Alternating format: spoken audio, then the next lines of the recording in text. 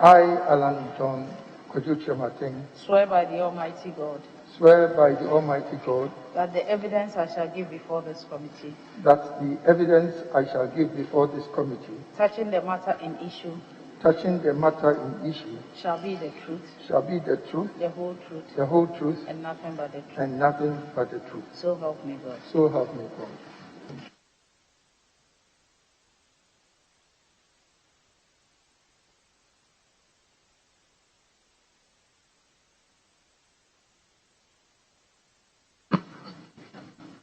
Honorable Alan Kyeremateng, on behalf of the committee, congratulate you on your nomination to the position of Minister for Trade and Industry. You have held this position in the last government. You've served in other positions in public service previously under President Kufuor. You're a lawyer and you've worked in the banking industry for a while. You've represented Ghana as the Director of Africa in the UNDP. You've been Chief Executive of Untitled. Now, in addition to these, is there anything you wish to tell us briefly? Thank you, Honorable Chair, and let me use this opportunity to say good afternoon to honorable members. Chairman, having so graciously outlined the key elements of my profile, I believe there's nothing more to add. Thank you. Very well. Chairman, let me also join you in congratulating Kojo Alan Kyeremateng. Chairman, did I hear him say that beyond what he has given us, he doesn't have anything to add? President Nana Addo Dankwa will be barred by the Constitution to seek re-election if he ends his mandate. Is your presidential ambition alive?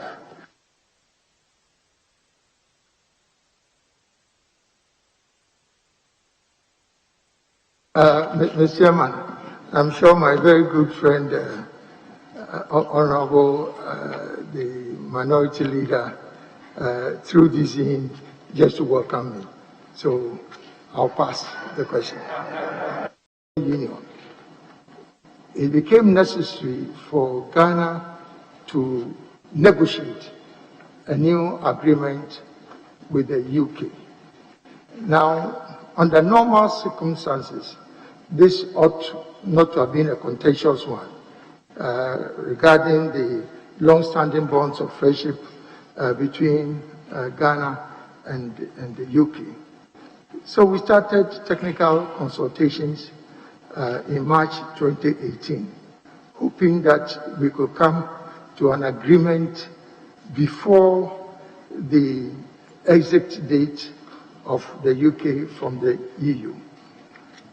Regrettably, there were major differences of opinion between Ghana and the UK in respect of the content of that agreement.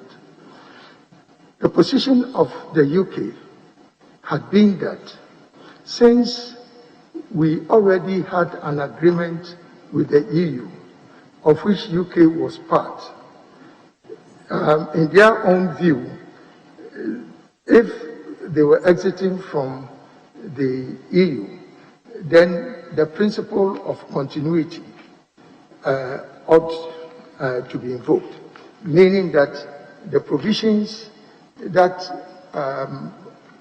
were underpinning the agreement between Ghana and the EU should now be applied between Ghana and the UK. And we had a major disagreement with that position of the UK. I mean, we recognize that having exited from the EU, the UK had a major challenge to negotiate individual trade agreements with every country that the EU had a relationship with. So we understood the challenge that they had, and that was why they were using this continuity principle. But the reason why we disagreed with the principle of continuity was that the EU-Ghana agreement that I've just referred to, it's inconsistent with the provisions of the customs union of Ecowas. Technically speaking, we are now a member of the Ecowas customs union. And if you're a member of the Ecowas customs union, you have no flexibility to negotiate outside the customs union. 2020, when the UK was just about to exit, and we wanted to avoid a trade disruption between Ghana and the UK. So I decided to escalate the discussions to a higher political level to see whether there could be a breakthrough. Because we were proposing that we use an original text of a regional economic partnership agreement that had been signed between the EU and then ECOWAS. We felt that that regional text should be the basis for the text of the agreement between Ghana and the UK, so that it will be consistent with the requirements of our customs union. So when I escalated the negotiations to the level of my counterpart, the Right Honorable Liz Strauss, in December, the last week of December, she graciously agreed that as an exception to their principle of continuity, they would accept our position to use the text of the Regional Economic Partnership Agreement as the basis for the new bilateral Ghana-UK agreement, so that once it enters into force, then it would not be difficult to convince ECOWAS to also adopt that. So basically, where we are now, the President has given executive approval for the agreement. We've forwarded the agreement to Parliament. The UK government has signaled that on the 2nd of March, both countries will sign the new Ghana-UK agreement, and then it will enter into force, hopefully, on the 5th of March. So that's where we are. Thank you, Chairman. I appreciate that.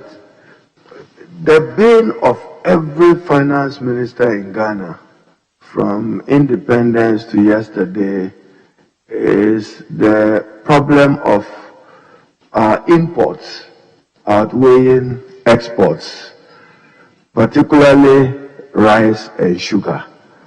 And rice in the sense that we have comparative advantage to produce it. We are spending close to $1 billion US in importing just these two commodities annually. That affects our balance of payment, that affects the exchange rate and the stability of the city. As a minister responsible for the economy, what plans do you have to expand our exports and to reduce our imports? Thank you, Chair. Thank you, Mr. Chairman. Chairman, I did not intend to create a problem for our President. I thought I heard the Honorable Minority Leader talk about me being responsible for the economy. If I heard you right, then... responsible for trade and industry. Thank you. Thank you. Thank you, Mr. Chairman. I didn't say finance. Thank you, Mr. Chairman. Mr. Chairman, you are absolutely right. There's a major problem that has confronted this country for decades, for over a century, in terms of the number of products that we import into our country which could be produced locally. And as the Honorable Member of Parliament, the Minority Leader indicated, currently between these three commodities, sugar, rice, and then poultry, we're almost close to $1 billion of imports for absolutely no reason, because we have the local capacity to be able to do import substitution and produce these commodities. But this underpins the decision of His Excellency the President for Ghana to launch a comprehensive program for industrial transformation, which my ministry has been leading. And basically, this transformation program is anchored on two parallel tracks. First, to ensure that we produce to export, and secondly, also that we produce for the purposes of import substitution. And so we have very comprehensive interventions that we have put in place, and I'm sure as we go on in this exercise, these matters will come up.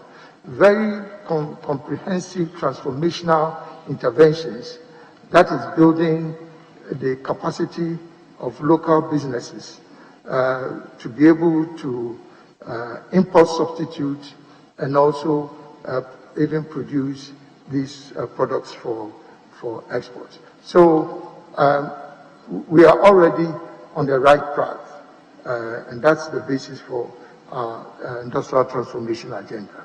Thank you, Mr. Chair. Chairman, thank you. Honorable nominee responsible for trade and industry, you are largely responsible for the implementation of the present flagship initiative, 1D, 1F, one district, one factory, which for all intents and purposes is intended to provide opportunities for many people and to lead our effort in industrialization. Can you provide us how many so far and give a regional background in the Upper East, Upper West through the 16 regions? How many 1D, 1F have you been able to initiate and where and the status of it? Thank you, Chair.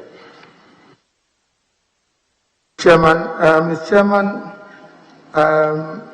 again, I think it is appropriate for me to indicate that the One District, One Factory initiative, which has been led by the Ministry of Trade and Industry, is one of the most revolutionary interventions to have been introduced in our country since independence. It goes to the core of bringing industry and development to the doorstep of the ordinary people. And that is why we've pursued with aggression this whole program of One District, One Factory. Currently, we have 232 1D, 1F projects that are at various stages of implementation.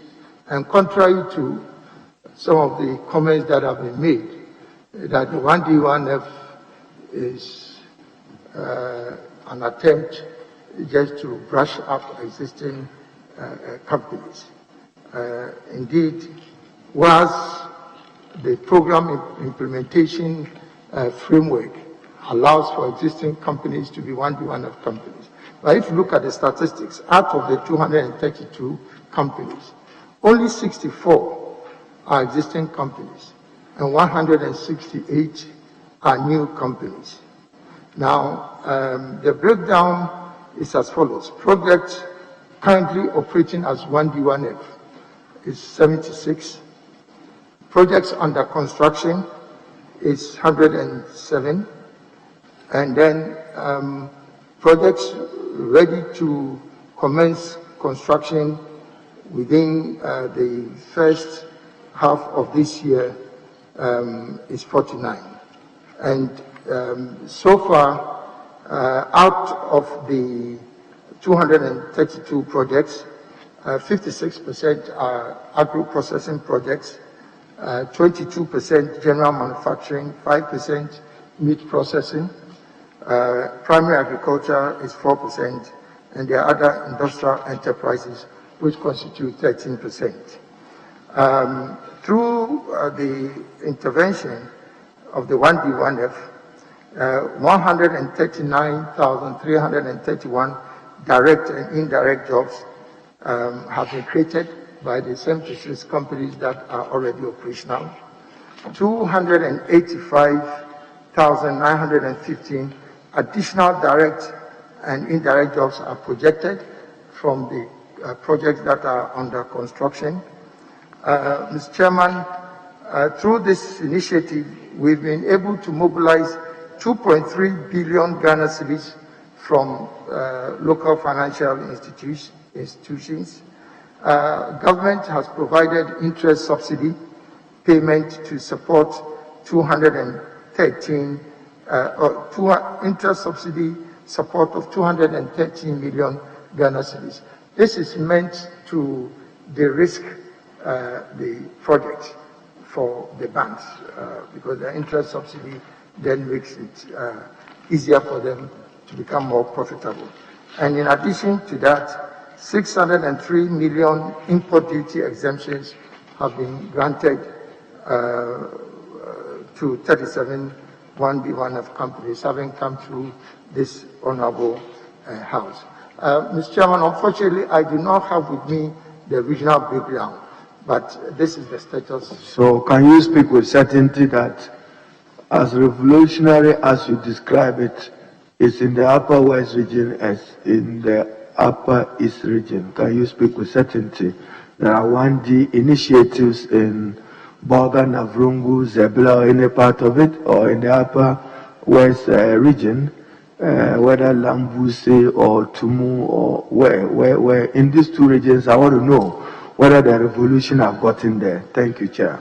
Mr. Chairman, as I indicated, I do not have the regional breakdown with me, and I think before this honorable house, it is appropriate that I give accurate information. Chairman, we know that the last time he came to Parliament, the Upper West region did not benefit from it. There was one in the Upper East region, and I'll follow up. There's no significant development in it. But let me now take you to another area. After you've done well with the president, which was initiated by late President Mills, this Free African Continental Trade Agreement, which is headquartered now in Ghana. Now, trade liberalization, particularly, I'm going to use Nigeria as a case study. Dangote cement is in Ghana. Simaf, Moroccan, is in Ghana. Many Ghanaian entrepreneurs cannot break through the Nigerian market. And you are aware that there is what the Nigerians call the prohibited list of imports from Ghana into Nigeria. I know in the last couple of months you've been trying to manage the problems associated with the GIPC limitation, even for retail trading within our country by foreigners and in particular Nigerians, which almost led to some diplomatic problems between our two countries. Now, Jata Cement is local. There is a local Ghanaian who is doing well to produce cement. What will you do to improve the competitiveness of the Ghanaian entrepreneur to match with their counterparts in Nigeria and beyond? Thank you, Chair. Thank you, Mr. Chairman. Mr. Chairman, I indicated earlier on that to a large extent, under the leadership of our President and also under my own leadership leading the ministry, we've been ahead of the coming into force of the AFCFTA. Because if time permits, and I go through some of the industrial initiatives that we've been implementing in the last 4 years, the question that has been put by the Honorable Minority Leader is answered by the decision that we are taking ahead of the AFTA to introduce initiatives that will enhance the local capacity of our businesses, preparing them to be able to export not only to ECOWAS, but to the wider African market.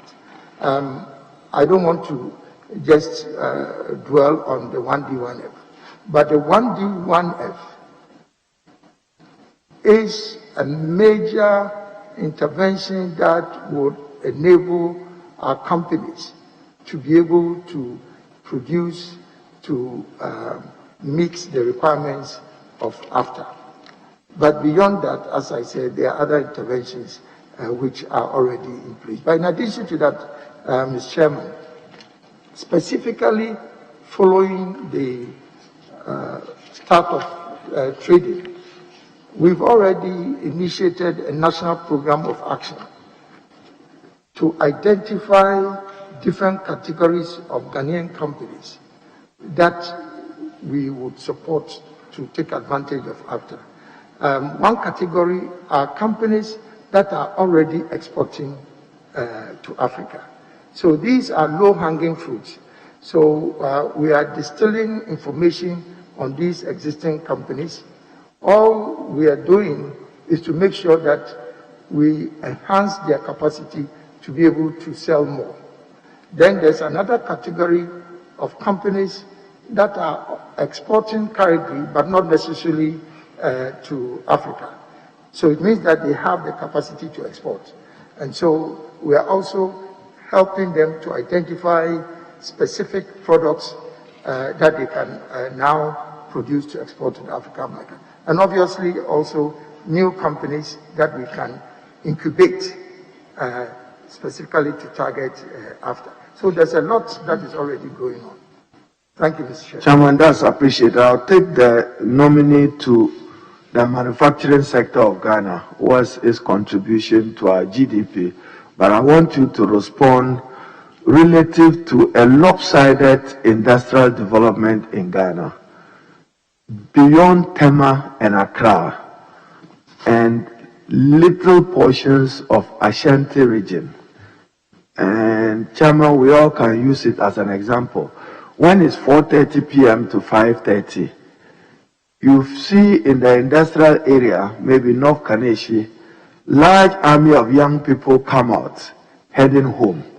It means they've had a job to do and they have earned an income. Beyond Accra and Tema, I don't see that anywhere in the Brown Half region. I don't see that in the northern region, in the upper east, upper west region. And my faith is that this is how we can address the unemployment challenge. And probably you must have some thinking on light manufacturing, the light manufacturing industry. What plans do you have for that to address the growing unemployment in our country? Thank you, Chair. Thank you, Mr. Chairman. Mr. Chairman, even at the risk of sounding repetitive, I think it is important that I go back to the point that the government has already embarked on this very comprehensive program for industrial transformation. And I agree completely with the Honorable Member that currently, beyond Accra and Kumasi, there is little evidence of significant industrial activity. But that's the whole point about having a program that decentralizes industrial development, about the 1D1F in particular. But it also goes beyond the 1D1F, recognizing that the 1D1F typically may be medium-sized companies. We have also embarked on a program to support micro and small enterprises. And so as I speak now, we have established 67 business resource centers that will cover all the districts in Ghana.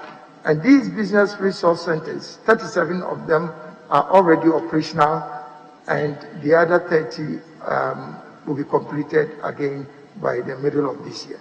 Now, these BRCs, or business resource centers, are one-stop enterprise support centers that are supposed to deliver business development services to micro, small enterprises throughout the country, so that what the honorable member is referring to will become a thing of the past. So if you are in maybe Tamale South, it's developed to the extent that we cannot necessarily put them in this category. But if you are in Bunkugu or any other part of the northern regions, or in Ashanti, or in the western north, any part of the country, now you have the opportunity to go to a business resource center that will provide you with a full complement of services to enable you either start your business or enhance the capacity of your current enterprise activity. So basically, what you're asking for, honorable member, is exactly what these business resource centers are doing. Chairman, I want to just, for now, integrated customs management system, and you know, at the policy and institutional level, I support you that trade facilitation is not a function of finance or the Ministry of Finance. I think that under our WTO obligations and protocols, you should be leading matters of trade facilitation. The transition from GCNet to UNIPAS is likely to occasion a judgment debt for the country, because GCNet was really providing those services, probably ably. I've had some discrepancies in terms of numbers. How is revenue faring, and how the revenue fare under the GCNet? You want to explain the circumstance that led to the termination of the GCNet agreement, which is likely to visit a judgment debt on our country? I thank you, Chairman. Thank you, Mr. Chair. Mr. Chair, before I proceed to answer, I respectfully have a different opinion from the minority leader about the fact that what we've put in place as a new trade facilitation system is going to incur judgment debt. But let me give a little bit of a background to this. Without doubt, trade is the engine of growth for every country. And this explains why the most powerful economies of the world also happen to be the most powerful trading nations. So there is no debate about the value of trade. Now, when you talk about trade, then is the facilitation of trade, the systems and processes that you put down in your country that allows trade to move on easily, freely, both import and export. Now, if you look at our trade facilitation space, over the last decades, 4 decades, since import licenses were abolished in the 70s, this space of import-export has been characterized by a multiplicity of service providers, which I describe as a spaghetti bowl of service providers. You have so many companies that are providing different types of services, very often not fully integrated and coordinated with each other. This regrettably, has been one of the major reasons why there have been leakages in our trade facilitation landscape, and then by extension, also our revenue mobilization space. And when we took office in 2017, and remember, I think we are in the same club, trade ministers. I have been there before, and so I know about Designate, and I knew about the destination inspection companies. But I was surprised to find out when I took office in 2017 that this multiplicity of service providers still existed. And in addition to Designate and West Blue, you had 4 others, bringing the total to 6 service providers who were providing different types of services. Now, the fact that these service providers are using digital platforms that do not speak to each other, obviously, it cannot generate maximum operational efficiency. And so I took a bold decision that we needed, for once in our country, to put in place a comprehensive, fully integrated, end-to-end trade facilitation system that will do a number of things. Provide operational efficiency for imports and for exports. Secondly, to enhance revenue mobilization. Also, deepen our security arrangements for both exports and then imports. And so we went through the public procurement process, and then we selected a company that is a local company, but that is working together with the Korean Customs Service to deploy a new technology called Unipass. And in spite of all the noise and the negative comments about this bold effort that we took, the statistics now is clear about the value of this new intervention. And with your indulgence, I'll just give you just a few numbers. Now, the Unipass, or the Ghana rendition of it, which is called ICONS, Integrated Customs Management System. Now, this ICONS was fully deployed in June 2020, when a lot of noise was being made. Now, in July, that's after only 1 month. You mean controversy? You mean controversies surrounding the change in initiative? Yes. Correct. Yes. You were saying noise. I thought you wanted controversy to better fit the situation. Oh, okay. Yes, controversy surrounding the introduction of the Unipass. Chairman, so that the nominee is not equating public protest and legitimate civil society concerns as noise. That's what the deputy leader wants him to avert his mind to. Okay, very well. But once at it there, is there an action for judgment debt? Is it the case that government owes West Blue for non-payment of its services? Thank you, Chair. Respectfully, Honorable Leader, I think it is appropriate that I put it in the right context. So I'm saying that after the first month of deployment in July, there was an increase of 23% over the previous year, 2019.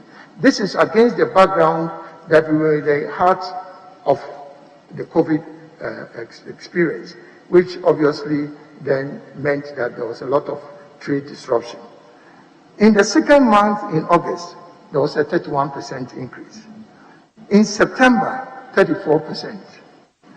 In October, 34%. In November, 25%. In December, 19%.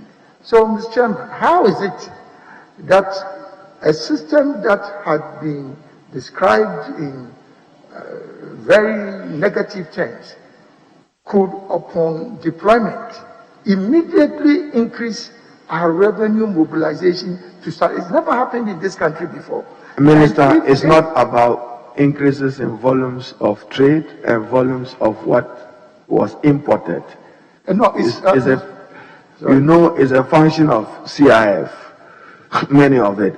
I'm saying that 2019, for you to take note, there was no COVID in 2019. So you probably will be referring to 2020 figures. But I get your percentages, 23, 31, 34%. But I'm saying that couldn't it be a function of volumes? Respectfully, Minority Leader, COVID was in 2020. And I'm suggesting to you that with the decrease in the volume of trade, you could not expect logically that you would have increased volumes and by extension increased value. This is, I think, logic. So the 2019 figures I'm referring to is a basis for comparing the deployment of the system in 2020 as against 2019, where you had the system you are referring to, GCNet, West Blue, and all these other. I think it's material information. Now, if you add the differences in accumulation or escalation of revenue mobilization, you are talking about just within a period of, is it 6 months, that's from July to December, we earned more than 1.6 billion Ghana cedis. How does a system that does not work in 5 or 6 months generate additional 1.6 billion in revenue? Something that has not happened before in our country.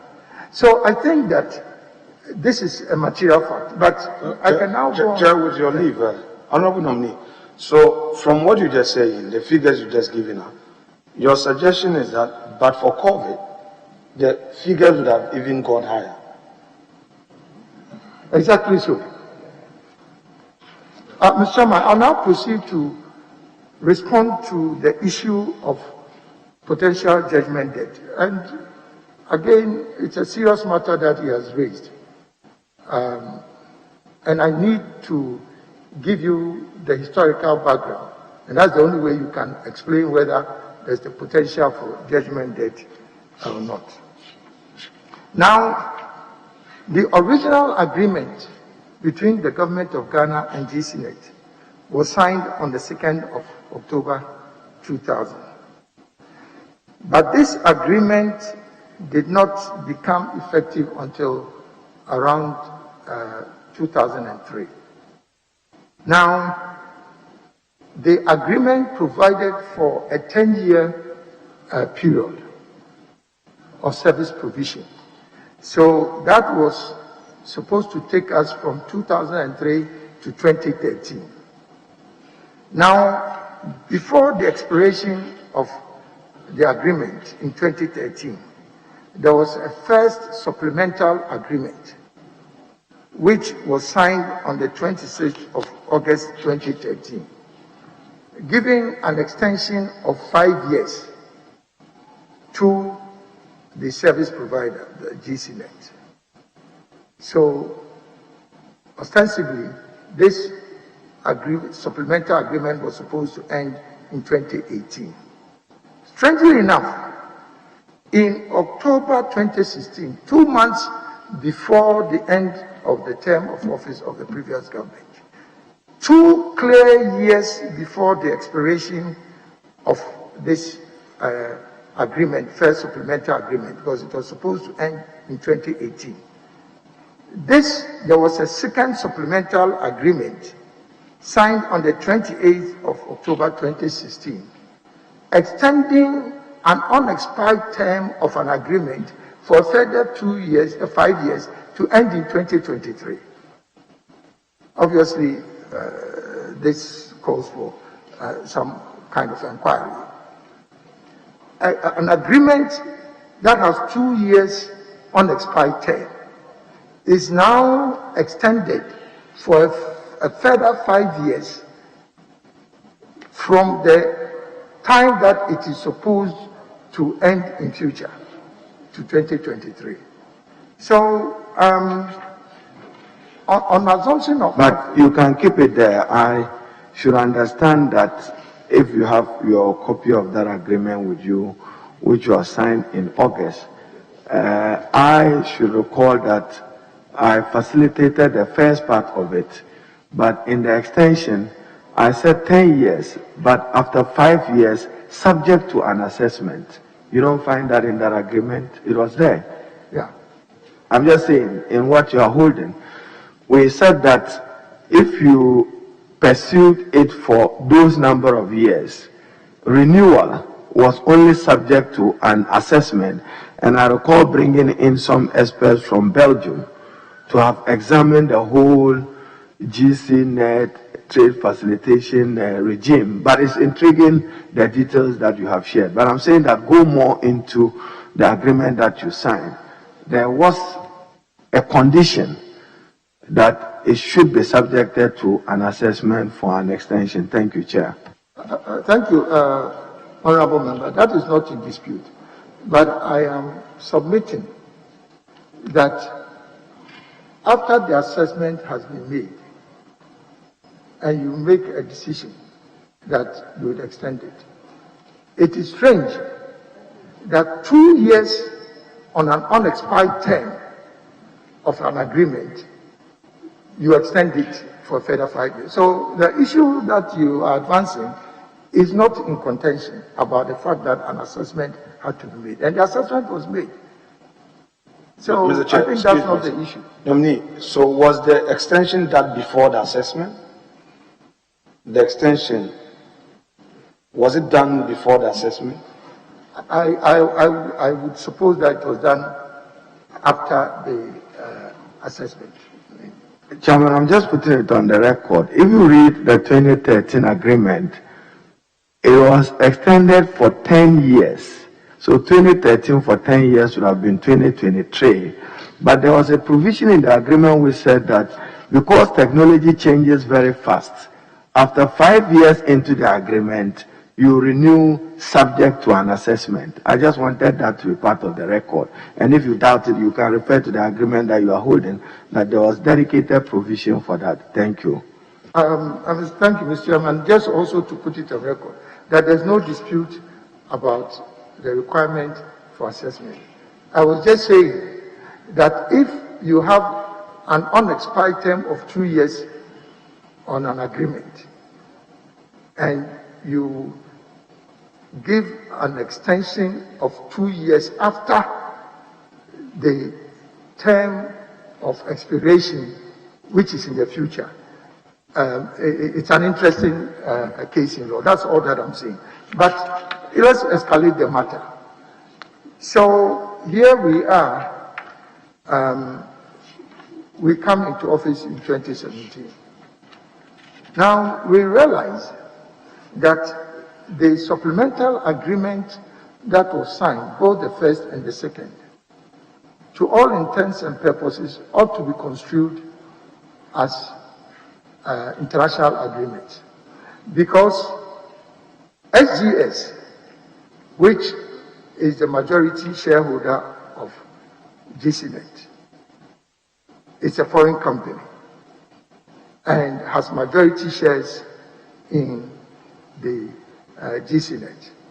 And so there was a requirement in law for that supplemental agreement, both the first and the second, to have been submitted to Parliament, and that was not done.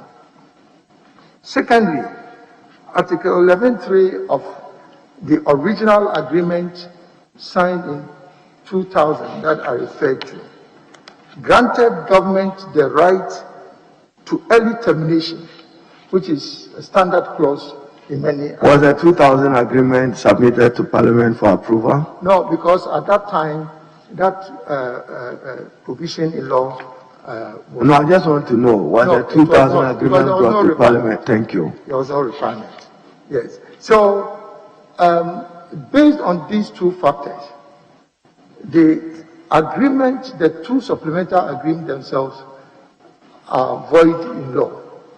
And so, under normal circumstances, we ought not even to have operationalized the agreement. But basically, that was history. But for us to proceed then on the basis, having found out the shortcoming, and to continue with that in itself will be further violating the law. And as I said also, the provisions of the original agreement gives the right of government to early termination upon the payment of appropriate compensation, as every agreement provides. So, if Designate or West Blue, as the honorable member was referring to,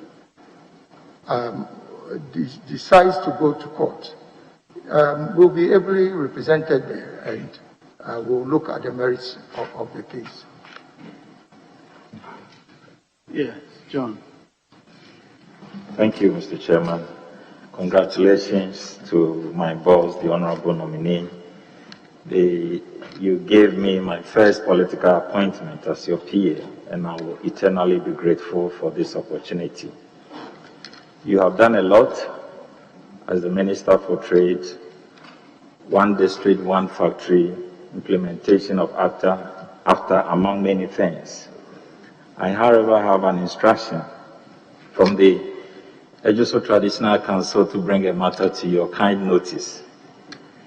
And it's to do with the encroachment of free zones enclave in the Ejuso area. And I wish to demonstrate that on the, please, the second one. The second one, before this one. Good. So, sir, this is 1,090 acres of land that was given to free zones sometime in 2002. Unfortunately, 18 years on, not much has been done there, and people have been building. So, all the dotted areas represent, no, go back please. All these areas represent different structures that people have put on there.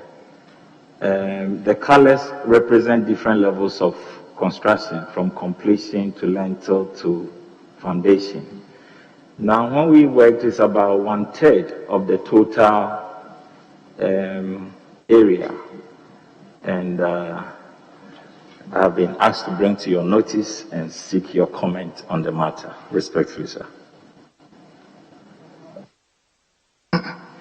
Thank you, Mr. Chair. Mr. Chair, I fully understand the position that the honorable member finds himself, being the newly elected member of parliament for that particular constituency which falls in that traditional area, that you will bring this concern of the people of the traditional area to our notice, particularly to the notice of this honorable house. Mr. Chairman, the problem of encroachment is a major one, not only for the free zones land, but as we know, all over Ghana. Now, our view is that there are a number of options to deal with encroachment. First, you can erect physical structures around the particular property to limit the potential for encroachment. Now, we are talking about an acreage of over 1,000 acres. So although that is a possibility, the expense involved is significant. And so that has been a major concern to the Ghana Free Zones Authority, limiting the use of that option. The second option is to admit that the encroachment has already taken place, and to then regularize the actions of the encroachers, and then cede the encroached acreage to the encroachers upon payment of compensation, appropriate compensation to those who were already on the land. We've looked at that option.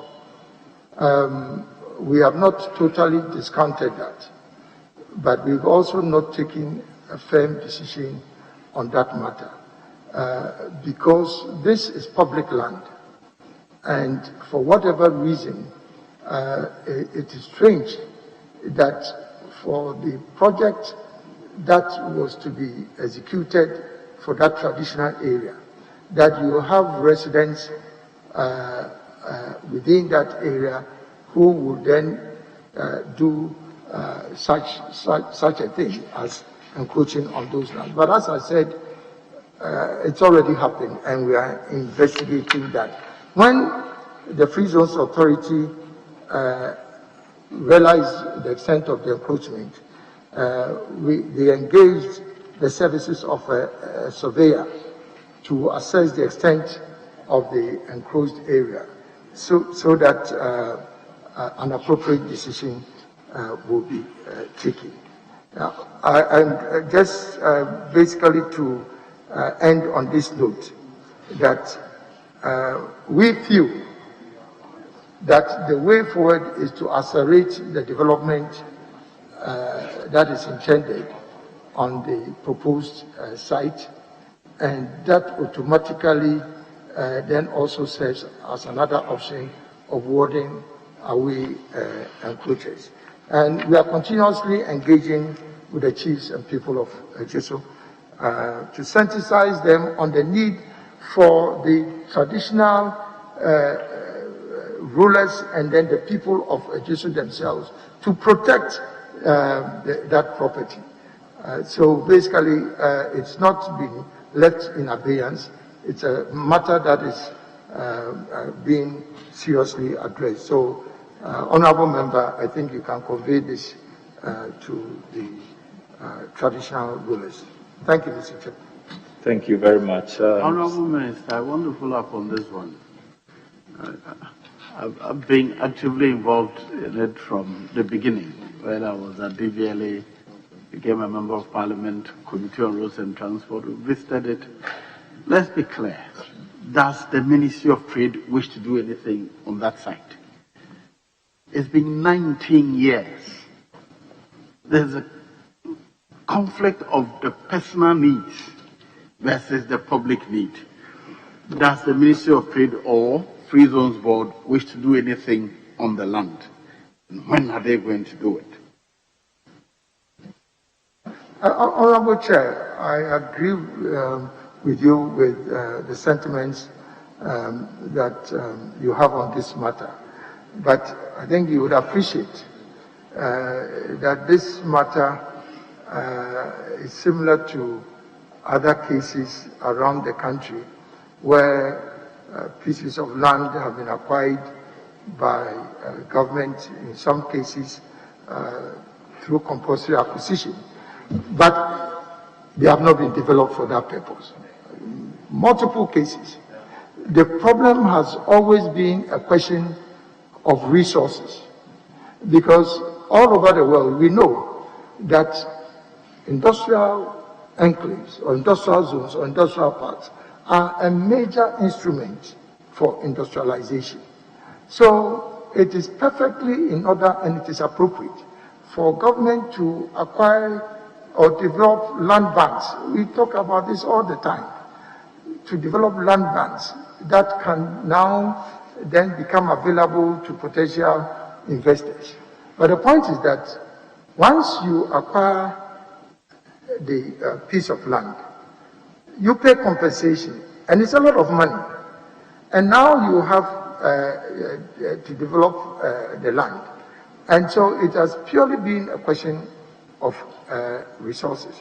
But that has informed the new policy that I have adopted on assumption of office in the first term of the MPP government, that it is not sustainable for government to continue through the free zones to be acquiring land banks when they do not have the capacity to mobilize resources to develop these lands, as the current matter before us speaks to. And so our position now is that let's provide incentives for private sector developers to engage in the exercise of developing these land banks, and then government supports them to ensure that that they survive. So this is currently the policy, but this is an old acquisition. Chairman, if the nominee, back to this, if you have the constitution with you, Article 25 and 6, let it guide you with what Chairman said. You acquired it for a certain purpose. Is it being used for that purpose? If it is not being used, let it revert back to the original owners. That's what the Constitution provides for. And what you've lost out already, count it as lost. Put what is remaining into use. And my view is that industrial park, you can start developing it. Thank you, Mr. Chair. For want of time, I didn't want to veer into other areas that we are working on. But again, when I talk about our industrial transformation agenda, it's not just 1D1F, and so fortunate people just only refer to 1D1F. But another key pillar of this transformation agenda is to develop industrial parks around the country. We call it the one region, one park. And as I said, this is in collaboration with the private sector. So as I speak now, this land in question that the minority leader is referring to has now been incorporated into a new project, which is called the Greater Kumasi Industrial City and Economic Zone, which is a 4,500 acre initiative to be developed by the land and this is going to be the now major industrial enclave after. Because let's understand that the Ashanti region, and for that matter, that center where it's being developed this as an industrial, connects 6 or 7 regions in Ghana.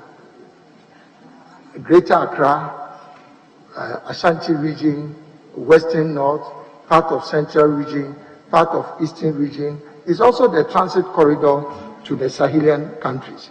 So we cannot be concentrating our industrial agenda only in Accra and Tema. So this major initiative will now incorporate this site under question. So it's very much along the lines that the minority leader is referring to. Thank you, Mr. Chair. Mr. Chairman, let me convey the assurances of the Ejoso Traditional Council that we are firmly behind you on this project and we want to see the project going on. But the opportunity calls for the delayed takeoff of these projects. And I'm happy that you have referred to the 4,500 acres in the Greater Kumasi area for the industrial city, which also happens to be in the Ejoso constituency. The delayed takeoff has resulted in the denial of legal rights of the local people to even farm on these lands. How soon are we likely to see companies setting up at the free zones enclave to provide jobs and industrial opportunities for the communities? Thank you, Mr. Chair. I do not want to give a specific answer in terms of time. But I'm sure the Honorable Member of Parliament has just taken office. If he consults with the traditional leaders, and then also we would be glad and pleased to work with him so that we can get some certainty in terms of timelines. Because as I've explained, this is not about government. This is about government facilitating and providing incentives to the private sector to undertake this project. So as I speak now, engineering designs have been conducted. All the site plans and the environmental assessment is being done. So a lot of work is being done. This is going to be one of the biggest projects to be implemented in terms of industrial activity in our country. So obviously it takes time. And we are also working on the mobilization of resources to pay for compensation. So it's work in progress. Finally. And it's been part of the budget statement, I think, last year. Thank you. Finally, the industrial, and I want to assure my boss that I'm ever ready to partner with him to carry out this program. Industrial city projects and economic zones come with provision of certain amenities like water, extension of electricity, and good roads, especially within the enclave. So far, all the allocations that we have there, the 1,090, there's a second diagram which talks about the greater Kumasi area. This is almost about the 4,500 acres you spoke about. And then also the 400 acres for Buankra Inland Port. They do not have the social amenities I referred to, like water, good roads, and electricity, which of course will serve as incentive for potential investors into those areas. Please, can we have your assurance that we are going to have an extension of the supply of these amenities onto these allocations? Thank you. Thank you, Mr. You have the assurance, Honorable Member, and I think this is basic project development. You cannot talk about such a big project without providing off-site infrastructure. So the engineering studies that I'm talking about has actually been in respect the off-site infrastructure. The off-site infrastructure includes extending water, electricity, telecommunication services.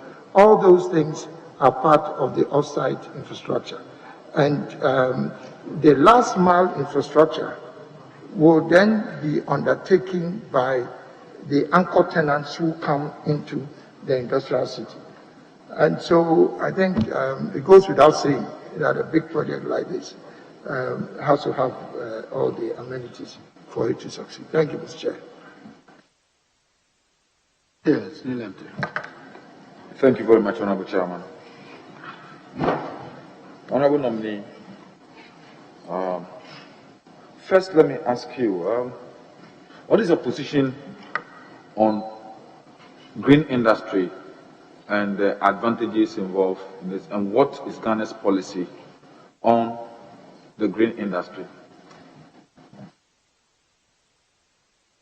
Thank you, Mr. Chair. Just to be sure that I heard the Honorable Member right.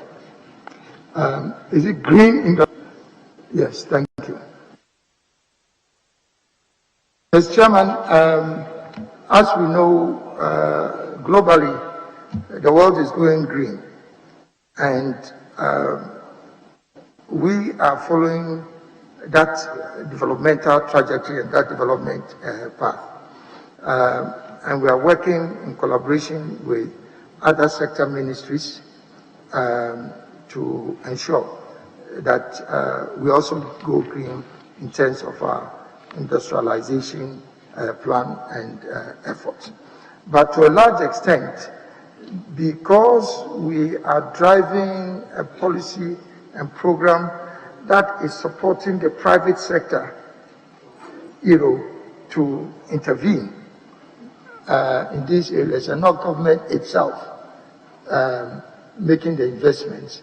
It also, to a large extent, depends on what we are discussing with our private sector collaborators. But as part of the environmental assessment that is done, that is a major part of what the industrial transformation plan calls for. And it's in all areas, including green energy and other aspects of the green, I would say, green revolution. Thank you, Mr. Chair. Mr. Chairman, there's a huge money out there in that industry, so I will plead that Honorable Nominee and I sat in a meeting at the AU on this particular issue, and I'm surprised up to now we have not really taken steps to see how we can get something out of this. But my second, which is also on a decision that has been taken, there has been advocacy for the setting up of a common West African shipping line to facilitate trade on the basis of the aviation industry, ASCA, and financial industry, Ecobank, and the rest. What is your take on this, and how far have the West African countries and the trade ministers taken this particular decision, and what is Ghana's take on it? Thank you, Mr. Chair. Mr. Chair, I'm happy you've raised, the Honourable Member has raised this particular point, because part of the challenge that we've had with Ecowas trade is moving goods across our borders, both in terms of ease of movement and then also freight costs. And we all know that shipping is probably the best way forward if you want to move goods in significant volumes. And so the challenge of developing shipping interconnectivity between our West African countries has always been on the drawing board. And as trade ministers, we've been working kindly with a private sector group in which the chambers of commerce are very actively involved to be able to develop this shipping, Ecowas shipping network. My understanding is that the major challenge has been a question of resources, but it's on the drawing board. And now that we are talking about going beyond ECOWAS to the rest of Africa, it becomes even more critical, because according to the protocols underpinning AFTA, you can use raw materials from your sub-region, because the regional economic communities are still existing within the belly of the AFTA. So it is important and appropriate for us to now ensure that this regional shipping network becomes a reality. It is not going to be just the governments of West Africa, but then I think more importantly, the private sector with the support from development finance institutions like African Development Bank and then the ECOWAS Bank for Development. But I can assure you that it's a matter that is still under very serious consideration. I'm sure when you were at the ministry, you were also apprised of this. Yes. Thank you. Mr. Chairman, now to something that touches my heart, because I'm a member of Parliament for the Dodio. Retail trade and the constant friction between Guta and foreigners in our retail trade sector. And one of the most serious ones we've seen recently is a tendency for foreigners to take advantage of our GIPC law get married to Ghanaians in order to own shops within the retail market space, to avoid the, let me say, the scrutiny of Guta and other Ghanaian institutions that monitor these things. What are we going to do to ensure that we respect the protocols that demand that when it comes to retail trade is the preserve of nationals and indigents? Thank you, Mr. Chair. Mr. Chair, the issue of foreigners in domestic retail trade is obviously a very vexed one, and it's been going on for decades. What the ministry has done is to take a firm position on the matter, that according to the laws of our country, there are certain enterprises or activities that are currently reserved for Ghanaians, and it's clearly specified under the GIPC Act. Now, the lack of enforcement of the provisions of the GIPC Act is what has led to this tension that continues to exist between foreign traders and then, let's say, Guta and other traders in Ghana.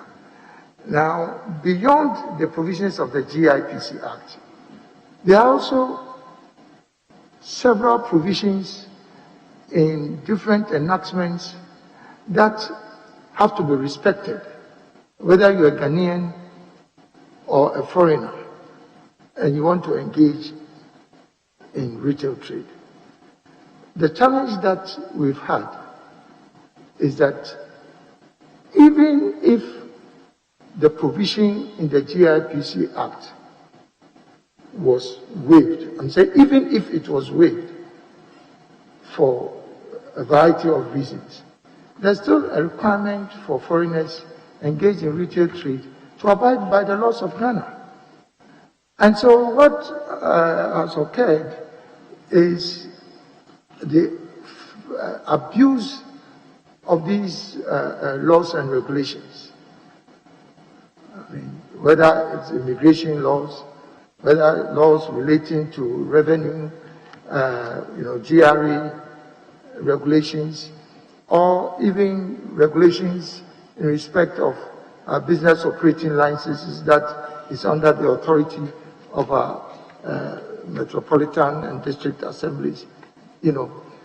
We cannot have a situation in a country where Ghanaians are compelled by these regulatory authorities to abide by these laws, and then we turn around, to ignore when these same rules are being violated by foreigners. And I think it is important for us also to make note of the fact that it is not about targeting specific nationals, particularly in West Africa. We are talking about foreigners in retail trade.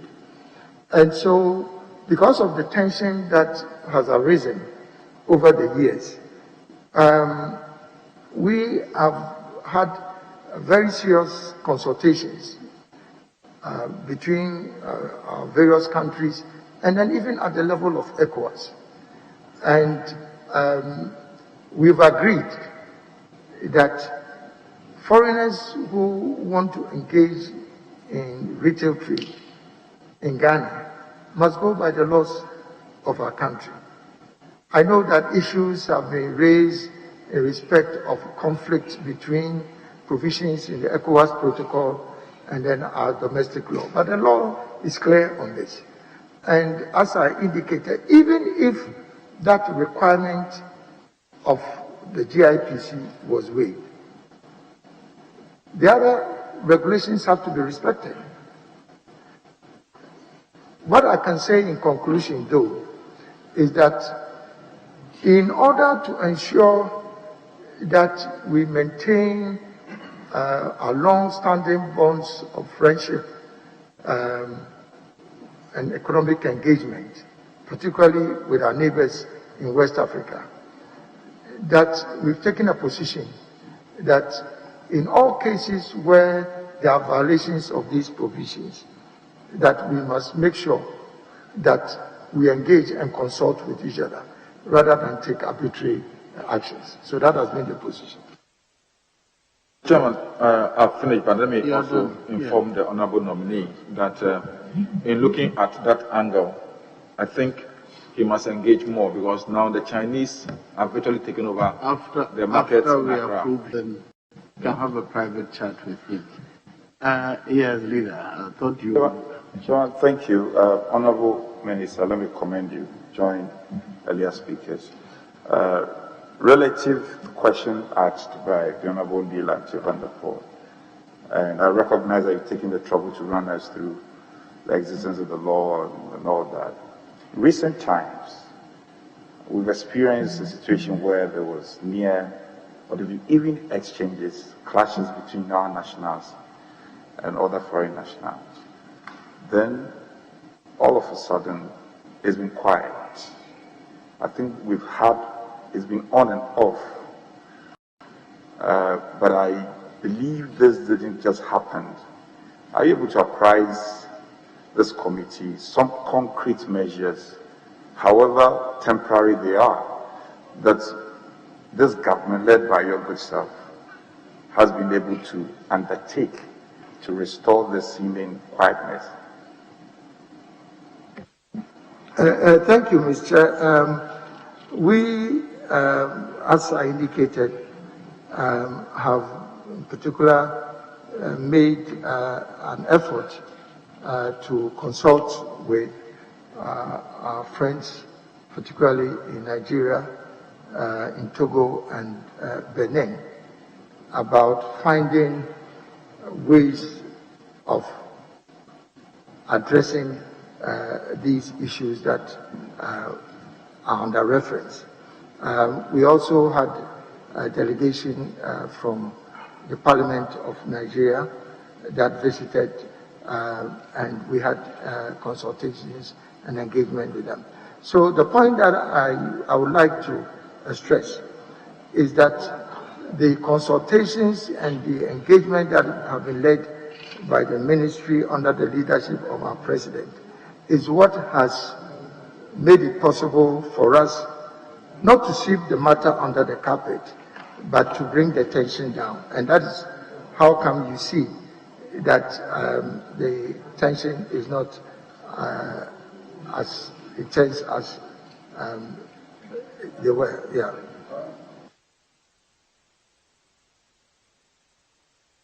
Yes, don't worry.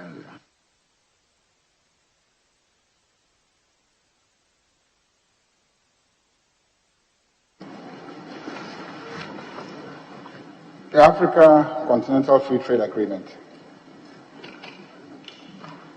and the implications opening up our market. Have we taken advantage of the institutions, policies, and systems to build local industries that can produce competitively to be able to take advantage of this continental free trade arrangement that we are putting in place, particularly Exim Bank that we established, Ghana Exim Bank. How have we, over the 4 years during which you were Minister for Trade and Industry, used the resources there to support efficient local industries to be able to produce for export? Do you monitor industries to be able to assess those that are doing well, that the state should provide support to become big producers for export so that they can compete with the imports that are creating problems for us in our markets. Thank you, Chair. Honorable Member, I had earlier on made reference to a variety of industrial activities and interventions that the government has been engaged in, all designed to promote and support our local businesses. First, to be able to import substitute or produce for the local market, but more importantly, also to be able to export. So I've gone through this earlier on extensively, whether it's under the One District, One Factory program, or whether it is support at the district level through our business resource centers. But beyond this general program of industrialization, with the coming into force of AFTA, African Continental Free Trade Area, we've established a national office that is currently implementing a national program of action specifically targeting companies that can produce competitively for the export market, particularly in Africa, but also for Europe and the United States, because we have duty-free and quota-free access to these markets also. Now, these program interventions are supposed to cover a variety of areas. One is enhancing productive capacity. Second is ensuring that there's access to affordable credit, that's working with the financial institutions and banks. The other is also identifying specific market information about market opportunities in different countries. The other relates to ensuring that we provide technical assistance for quality and standards. We are also supporting them in terms of human resource capacity building. Going into exports is difficult, and we are doing that also to enhance their capacity to export. I made reference earlier on, I'm not sure if you were here, that we have a program that is targeting companies that are already exporting to Africa. So these are low-hanging fruits. So we do a needs assessment of these companies so that we can have a targeted program that helps them to enhance their current levels of production.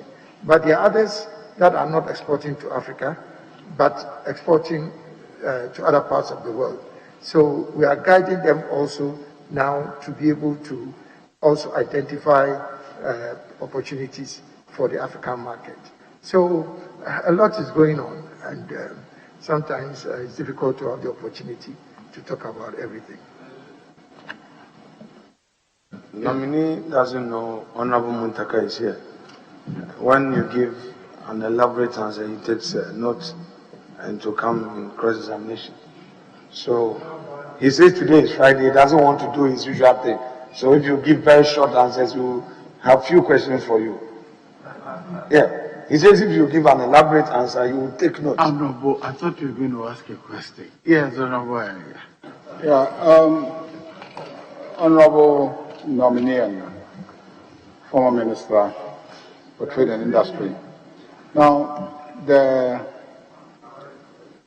issue with exports and imports and local production to substitute imports really is underlined by price. At what price are importers, the goods that are being imported, at what price is it being produced in the country of export, okay? And then at what price is the same good being produced here? Then you add tax and etc. to get whether or not the products will be competitive here.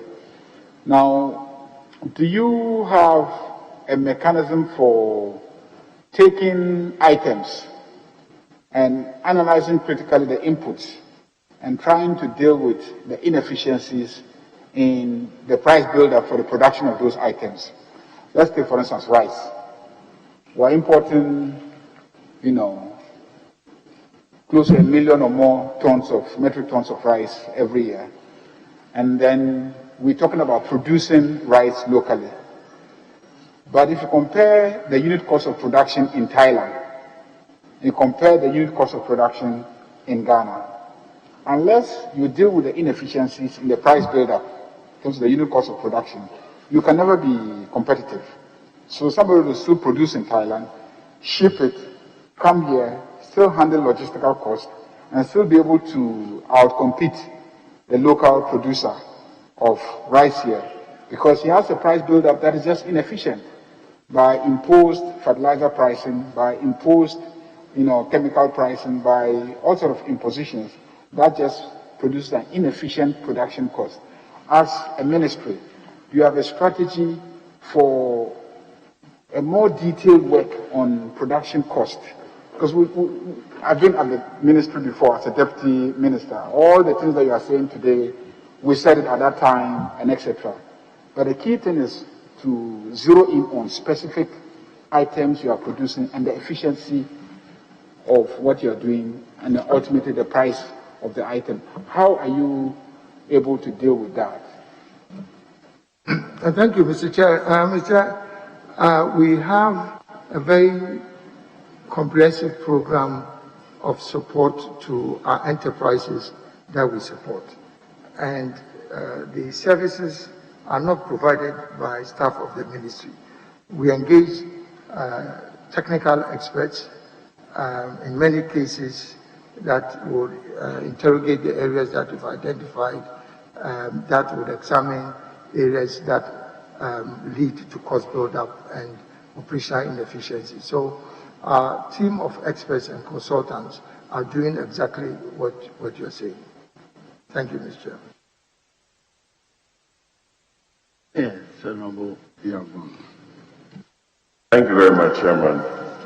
Minister, congratulations. Let's move into the area of the automotive industry. Can I proceed, please? Yeah. Very well. Late last year, you introduced to this economy an automotive industry policy. And subsequent to that, there were some ensuing controversies between government and car, vehicle importers, garage owners, and I have a lot of them in my constituency, the Europas of the world. We've seen that a lot of huge companies in the automotive industry have decided to set up here as a result of the policy you ushered into being, Peugeot, Nissan, VW, etc.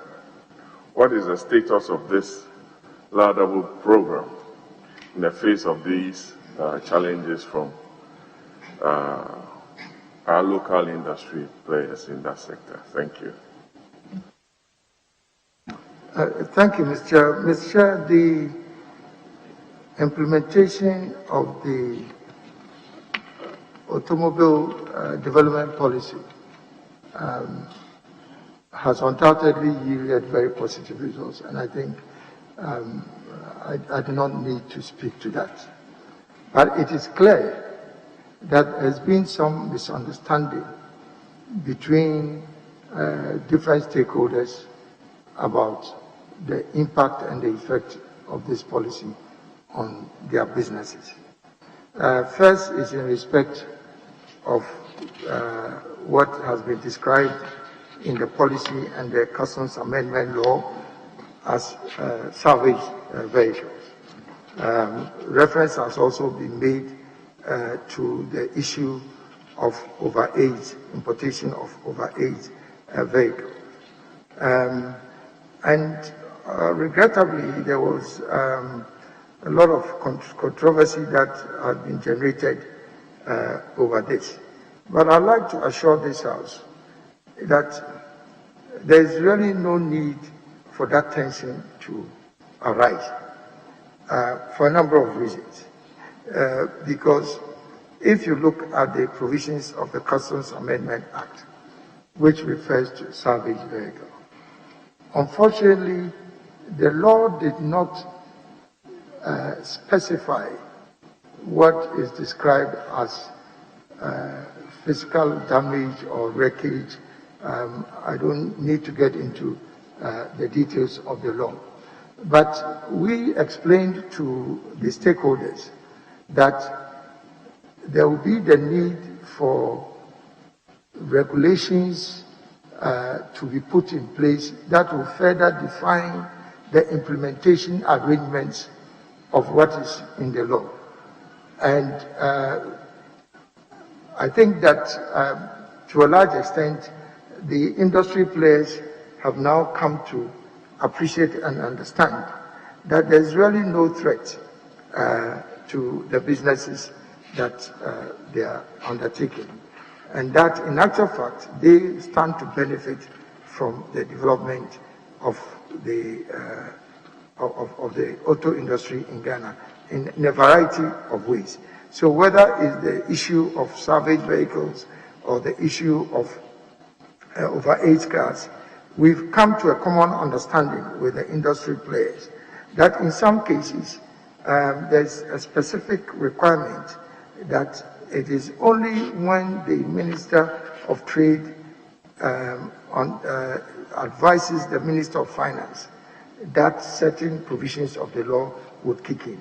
And so it still lies in the bosom of the ministry. And we continuously engage with the industry players to ensure that the implementation of the provisions of this law does not negatively affect their business. I'm happy the Georgia and Co, the garage owners in my constituency will be happy. Mr. Minister, last year you also saw into being the Enterprise Ghana Agency Act 2020. The economy is largely informal and it's made up of a lot of micro, small and medium enterprises. And BSSI, the Maslows of the world. How does this link with your 10-point industrial transformation plan for this country, with the BRCs and under the Rural Enterprise Program? Thank you. That's my last question, Chairman. Thank you, Mr. Chair. Mr. Chair, one of the 10 pillars of our industrial transformation agenda is the development of micro, small and medium enterprises. And so under this component, we've introduced a number of interventions. One is the transformation of MBSSI to strengthen their organizational and management capacity and also to resource them to be able now to ensure that they are able to efficiently perform their role as an apex body for MSMEs. So part of it was developing the MSME policy to support the transformation of MBSSI.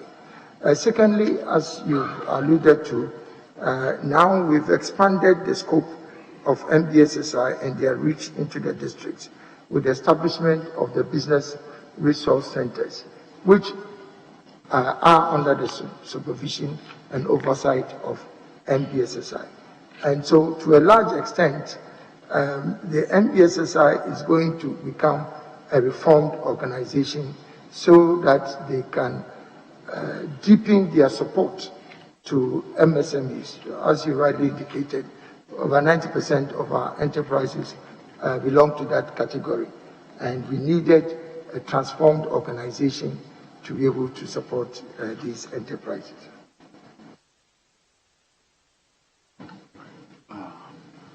Samuel Kujat.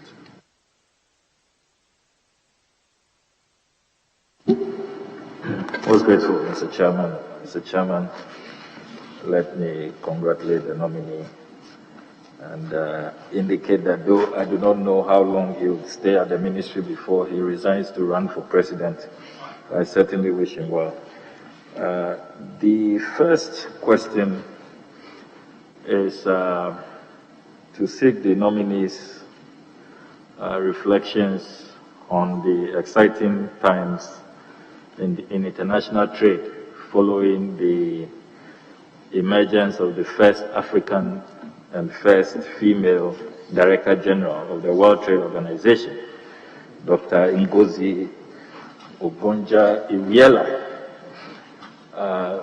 Many trade followers in Ghana had thought that if there would be a first African Director General, it would be the Venerable John Allan Kwejo Kyeremateng.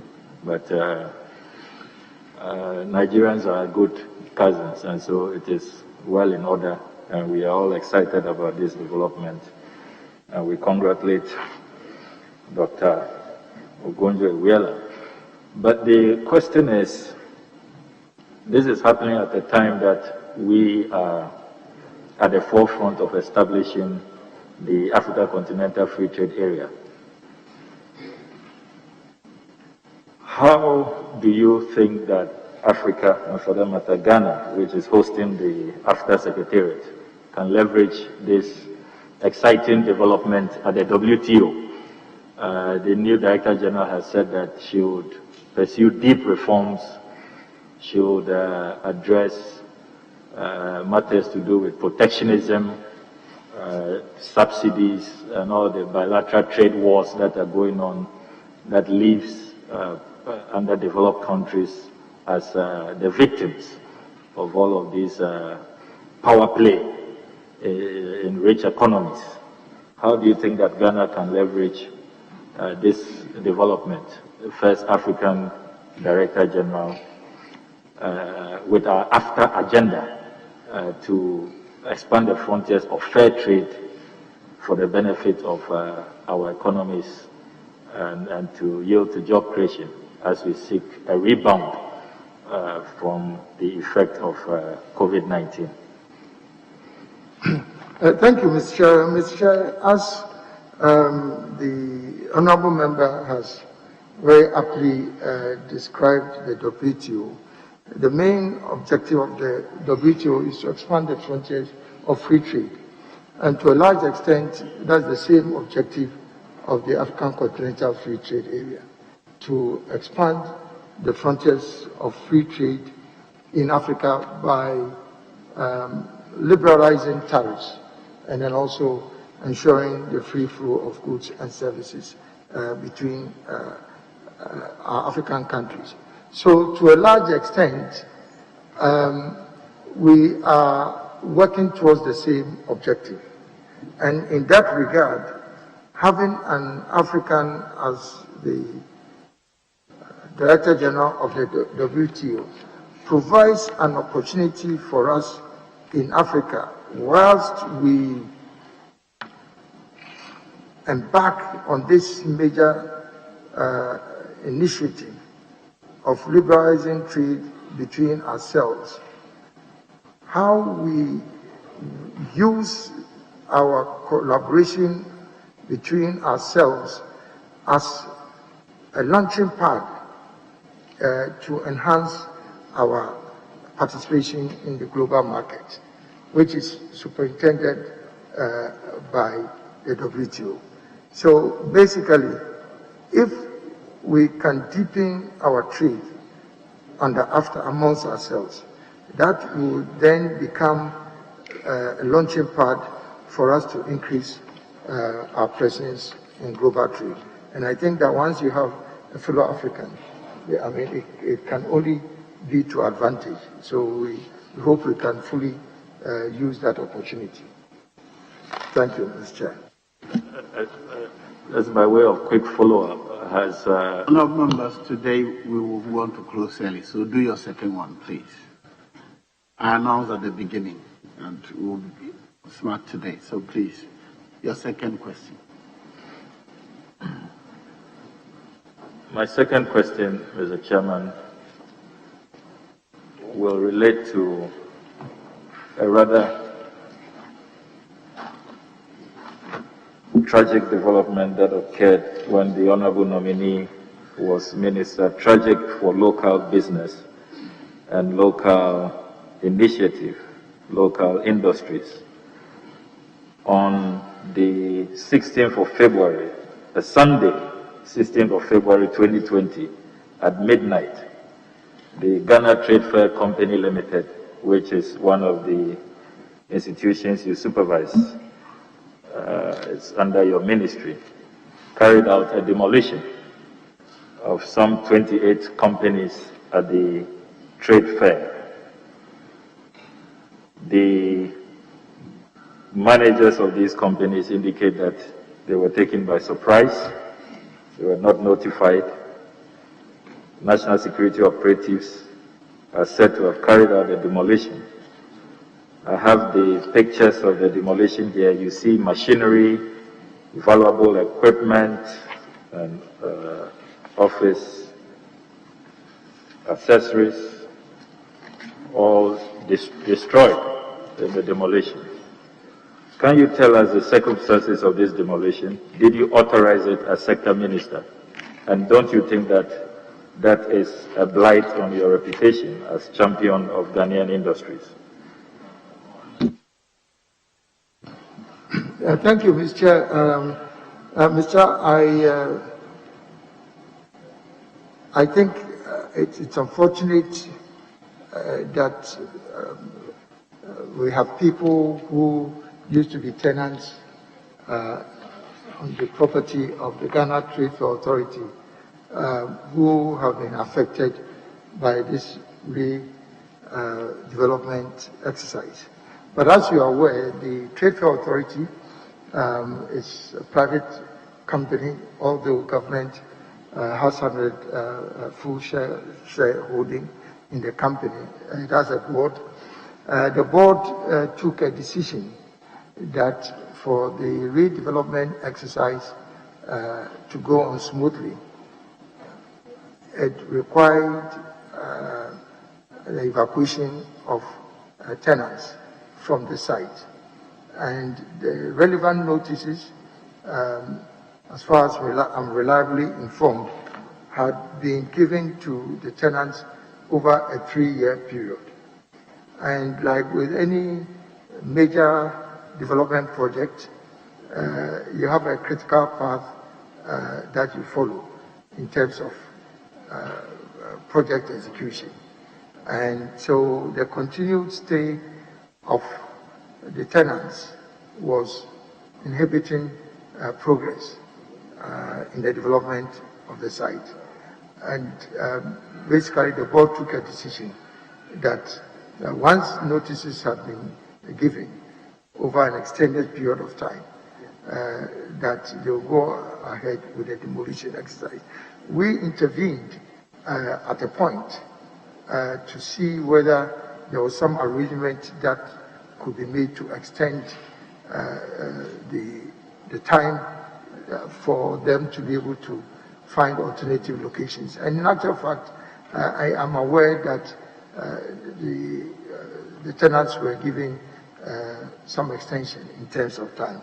But as I said, with project development, it comes to a point where the execution requires you to take certain actions. So that's what I can say about this. Thank you. Thank you, Mr. Chair. Mr. Chairman, I move to my third question just to indicate that this sudden announcement of no follow-ups is constraining. The Honorable John Kuma had follow-ups. I don't know why I cannot have follow-ups. I will take up this matter when we go into concrete. Mr. Chairman, you know, I have been very liberal.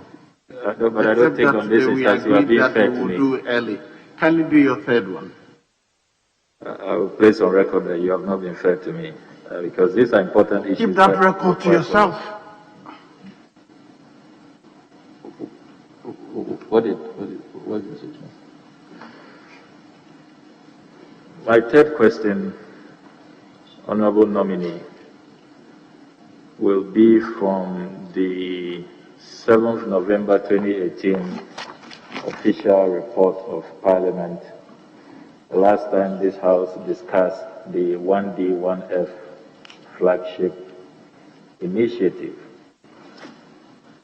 At column 787 and 788, when you brief this House on the status of the 1D, 1F program, we provided the regional breakdown of 1D, 1F interventions across the various regions.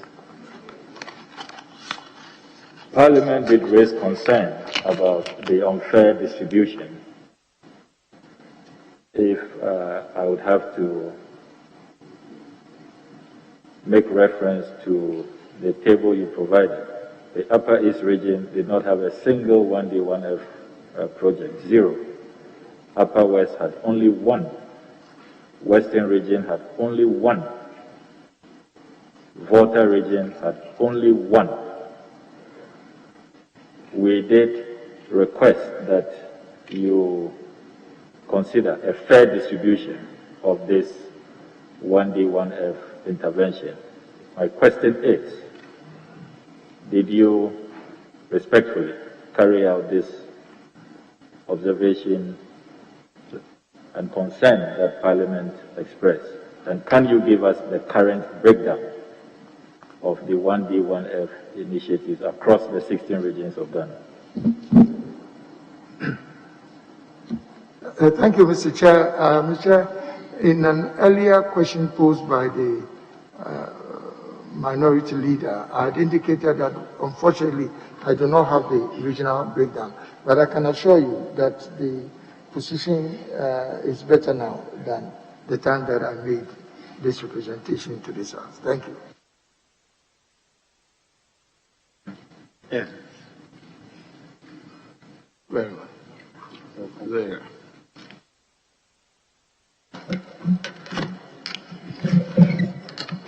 Thank you, Mr. Chairman. Good afternoon, Honorable Nominee. My question has to do with the automobile industry. And we get the sense that Ghana is positioning itself as the automobile assembly hub for West Africa. Would you be able to tell us the level of local content in terms of involving Ghanaians in this industry to enable transferability of skills, which might eventually lead to Ghanaian ownership of some of these companies? Is there a plan towards ensuring that Ghanaians benefit from this industry? Thank you. Thank you, Honorable Member. Honorable Member, there are different ways that Ghanaians will be benefiting from this industry. The first and obvious one is through employment and skills development, because the majority of the people that will be employed will be Ghanaians, not just at the lower level, but also at the supervisory and managerial levels. Secondly, there's a significant opportunity for Ghanaians to also become dealers. Although initially the trend is for existing dealers who may not necessarily be Ghanaians, who are now the local partners of the, let's say, big automobile companies. We, as part of our policy, have insisted that we need to decentralize the dealership of these locally produced vehicles, particularly as you move out of Accra, Kumasi, and the big centers. So I think there's general agreement, and the current dealers who are working with the big companies themselves are very pleased about this, because they cannot overextend themselves to every part of the country. So if my very good friend Honorable Ayariga wants to take up the dealership for Volkswagen in the whole of the northern regions, obviously that becomes an opportunity, an economic opportunity. So that's another area that they will benefit. Another area that they will benefit is also in terms of component manufacturing. Because in the long run, when you assemble cars, you do not optimize your benefits until you start producing the component parts. And so we know that we have the capacity in this country with the support of new technology, let's say, to develop Swami into a major component manufacturing hub. And we've had discussions with the global companies that are already showing up in this country. And they are very excited because the closer you are to your components for the assembly, the cheaper and more efficient it is for you. So they are very interested in supporting local content, not just in terms of employment, but in terms of. Thank you. My second question is back to one district, one factory. You just described it as a revolution, and we think the initiative was looking at restructuring the Ghanaian economy to make it more local-based. With hindsight, will you say that in an effort to cover the entire districts in this country within 4 years was a little bit overly ambitious? And whether you didn't consider staggering the projects so that you scale them up as we went along? Or maybe that consideration, political considerations, overwhelm some of these other considerations. What with hindsight, what will your thoughts be on the manner in which the one district, one factory was implemented? Thank you. Thank you, Madam, Mr. Chairman. Honorable Member, I can understand why, from a conceptual point of view, this might have sounded a bit ambitious, that you would want to have a factory in every district. But I think the philosophy underpinning this was not for government to be establishing these enterprises. This is designed to facilitate support to the private sector to establish these factories. So far, I think there's been overwhelming interest and support for this. So, in a sense, I do not think that, on hindsight, that we were being impractical or over-ambitious. However, I would also agree with you that there are certain parts of the country where we may not necessarily be able to attract private investors in establishing 1D, 1F companies. So in those districts, government has made it a policy that government will intervene directly and incubate some of these enterprises, and then later on offload that to the private sector if it becomes necessary. But I think the principle is that every district in Ghana deserves to have development. And all these districts have natural resources that can be developed. We need employment around the country. So it may be an ambitious target, but if you see what we've done so far, I think it is realizable. Thank you, Mr. Chair. Very well. Gisela.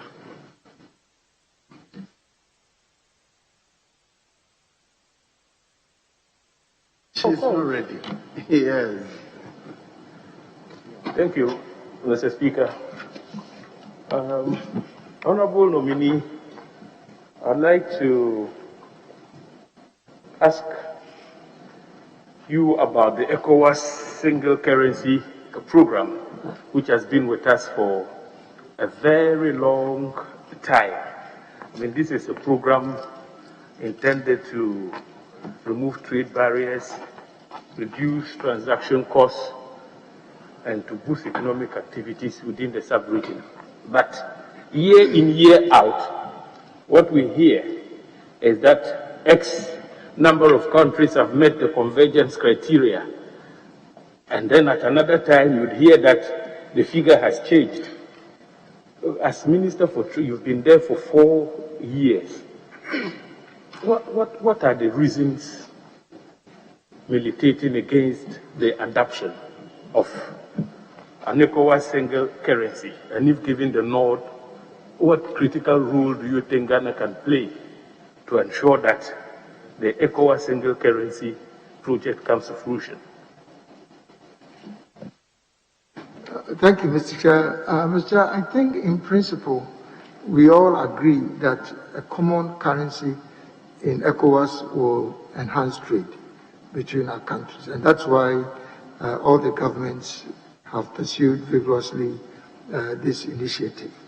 Unfortunately, if you look at the convergence criteria, it is not altogether surprising that we've not been able to move forward to achieve our objective, because it's very difficult to be able to get all countries achieve the convergence criteria at the same time. I think that going forward, if we look at what is being done under the AFCFTA, whilst we still hope that we would eventually have the benefit of a common currency, whether it is for ECOWAS or for Africa under AFTA. There's a new initiative which is pioneered by the Afri-Exim Bank, which is called the Payment Settlement Mechanism. And that allows every state party or traders in a state party to be able to use their local currency to trade. That's to, let's say, if they're importing, to import goods from another African country without the benefit of a common currency, which was really the objective of standardizing the medium of exchange. So this payment settlement mechanism, when it is fully activated, at least temporarily, would still facilitate trade as was intended by the common currency, whilst we hopefully work towards achieving that goal one day. As you know, even in Europe, it took quite a bit of time for the euro to become a reality. But it's a target I think we'll still work towards it. Thank you. Honorable Nominee, this afternoon you've spoken extensively about the African Continental Free Trade Area, and we want the bid to host the Secretariat here in Accra. We're all very excited about the prospects of the African Continental Free Trade Area, but I have reservations. Why? Because we've lived with ECOWAS since the early 70s, and ECOWAS was supposed to guarantee for us a common market, a free trade area within the West African sub-region. But these objectives have never materialized. And so, sometime last year, Nigeria, without any provocation, shut down their border at Seme. The shutdown of the border clearly affected Ghanaian businesses. I remember a delegation was sent there to inspect the damage that was caused. On the other hand, we are also being accused of not treating foreigners engaged in the retail trade in our country by member states within the ECOWAS sub-region. What is so unique about the African Continental Free Trade Area? And what do you think would make the African Continental Free Trade Area succeed, unlike its counterpart, ECOWAS? Thank you, Mr. Chair. Mr. Chair, there are two fundamental components of the African Continental Free Trade Area, which hopefully will make it easier for us to trade amongst ourselves than has occurred within Ecowas or the other regional economic communities. First is the fact that one of the protocols under AFTA, which we have negotiated, is the Protocol on Dispute Settlement. And Honorable Member, being a lawyer yourself, you would appreciate that when there are provisions of law that regulate the trade between, let's say, state parties, it becomes more difficult for people to flout or to, let's say, create artificial barriers, as has happened, let's say, in ECOWAS. Because now, any trader in any state party that feels aggrieved by the action of another state party can file a complaint under the dispute settlement mechanism. And the cost associated with this dispute settlement is a very significant one. I'm taking a cue from what happens in the WTO. So I think it's a major component that distinguishes it from what we now have in ECOWAS and other regs. The second one is a digital operational instrument that has been developed to, again, deal with some of the challenges that you alluded to. So this digital platform allows a trader, let's say that is moving goods from Ghana to Nigeria, again to file a complaint on the digital platform, giving specific details of that complaint. And then there are provisions that require the trader in the state party to address that challenge or bottleneck within a certain specified time. So I think that that would also help. I cannot guarantee that will eliminate all the barriers, but the protocols and the annexes that have been negotiated in this CFTA is very comprehensive, and I think that will probably make the difference. Thank you, Mr. Chair. Thank you. Honorable nominee, this is my last question. You've also spoken about the vehicle assembly automotive policy, which was launched sometime in 2019. And the policy has so far yielded some results. So Volkswagen, Nissan, Toyota are coming into our country. But don't you think that this policy is going to suffocate local companies such as Kantanka, the Kantanka Group, which is an indigenous company involved in vehicle manufacture and assemblage? Thank you, Chair. Honorable Chair, on the contrary, this particular policy is very supportive of local companies that will also seek to participate in the automotive industry. And just to be very specific, because you mentioned Kantanka, there are different grades of licenses that are given to these automobile companies. As I speak now, Kantanka has the highest level of certification. They have what we call an enhanced SKD certificate, so that they can do more than the other global players. And to testify to the importance of some of these provisions in the policy, Kantanka has doubled its production capacity since they were given a license to operate under the framework of the policy. So it is the other way around, and the appeal that we are making is that as many Ghanaians as possible ought to take advantage of this new development, because I can assure you that in the next couple of years, Ghana is going to become the new automotive manufacturing hub in Africa, because this is the first time that around the world you have a country that is now entering into this industry and has been able to attract all the major global players at the same time. You know, almost invariably, they will start with one company that comes in to test, you know, whether it is really something worthy.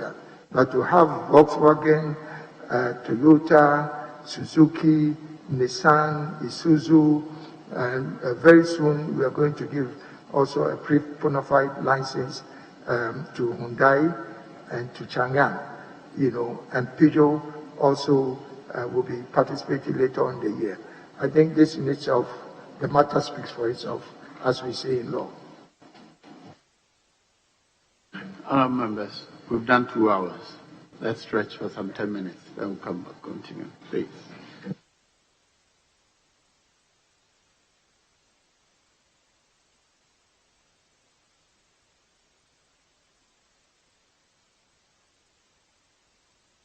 Honourable, you can also stretch for 10 minutes. That's our instructions, protocol.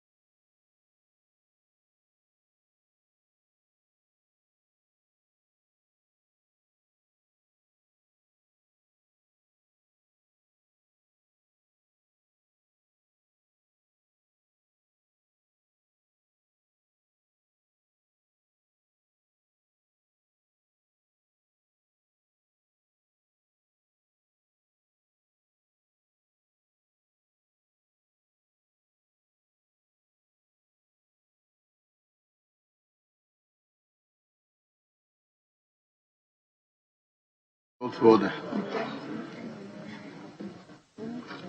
Kindly. It has reduced to 0.39B, which is a 151.14 decline from 2018 trade balance. Adding to that, our import bill has also increased. For example, it's been estimated that our Ghana's import bill exceeds $10 billion annually. And in 2018, the total import bill amounted to about $12 billion. What would you do to improve our trade balance? Thank you, Mr. Chair. Mr. Chair, by definition, if you want a positive trade balance, then you always have to be able to export more than you are importing. And in that regard, we have put in place with the under the direction of the Ghana Export Promotion Authority, which is one of the agencies under my ministry, a very comprehensive national export development strategy. In our view, this is charting a path for Ghana to put exports at the center of our national development agenda. So I believe that the implementation of this strategy and implementation plan will help us reverse the statistics that you are referring to. Secondly, I've also made reference to a number of interventions, industrial interventions that are currently ongoing, including the new strategic anchor industries, 10 of them that are new pillars of growth that we are promoting to diversify the economy away from cocoa and gold. So if you add the one district, one factory to these 10 new strategic anchor industries, together with our business resource centers, together with our initiative on establishing industrial enclaves, all these are designed to promote exports in our country, and that's how you can reverse the imbalance in trade. Thank you. So, as a quick follow-up, are you assuring the committee that when approved... That's your second question. So there are no follow-ups, please. Very well, Chairman. So I'll leave the follow-up then and go to the substantive second question. My second question has to do with the current status of the Commander Sugar Factory. As you are aware, the state invested about $37.82 million in this project. As long as the project remains unused, or the project remains a white elephant, it is at a cost to the state. We have received a petition from, it's a joint petition from, I think, Ransford, Vani, and Alhaji Naziru, actually complaining about the abandoned Commander Sugar Factory. What is the current state of the Commander Sugar Factory, and how soon can we begin work? Thank you, Mr. Chairman. Mr. Chairman, to respond to the question, I'd like just to give a little bit of background to the Commander Sugar Factory. In 2017, we inherited the Commander Sugar Factory with, I would say, some controversy hanging around it for a number of reasons. So in July 2017, the ministry established a technical audit team made up of experts from the industry to take a look at the state of the factory to advise us on how to operationalize the factory, because as we are aware, the factory itself was commissioned on the 30th of May 2016, but it was never operationalized until we took over. So that was the purpose of the technical audit. In October, when we received the report of the technical audit, it indicated, among other things, that a full test run was never completed before the commissioning. And also, that at the time of commissioning, a number of critical parts for the factory had not been installed. So, for example, the industry has a standard practice. You need a crushing plant that crushes the sugar cane. You need what is called the horizontal crystallizer, and you need a vertical crystallizer. And it is only when you have this full complement of machinery and equipment that you can actually produce what is called white sugar or sulfurless white sugar. But at the time of commissioning, it was only the horizontal crystallizer that had been installed. And so technically speaking, it was going to be difficult for you, for the purposes of the test run and the commissioning, to produce white sugar. So what was produced from the test run ended at what comes out of the horizontal crystallizer, which is normally brown sugar. Now, be that as it may, we decided that through the oversight of the Senior Minister's Office, that a forensic audit be conducted to establish the facts about the construction of the factory and all the controversy that was surrounding it. Now, it came to the fore that a valuation that was conducted earlier on, which established the value of the company at $34 million.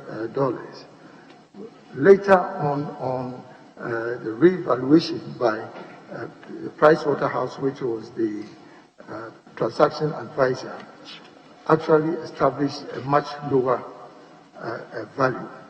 Now, in spite of this revelation, we still decided, as you are alluding to, that we should identify new strategic investors, because the effort that was made in 2016 to divest the shares unfortunately could not materialize.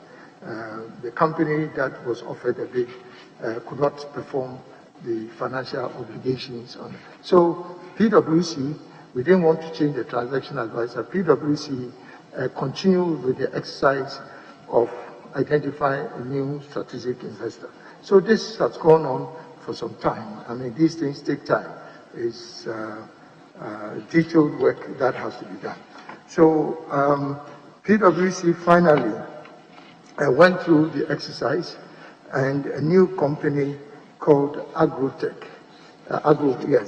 was selected, and I think I made a report to Agrotech Ghana Limited.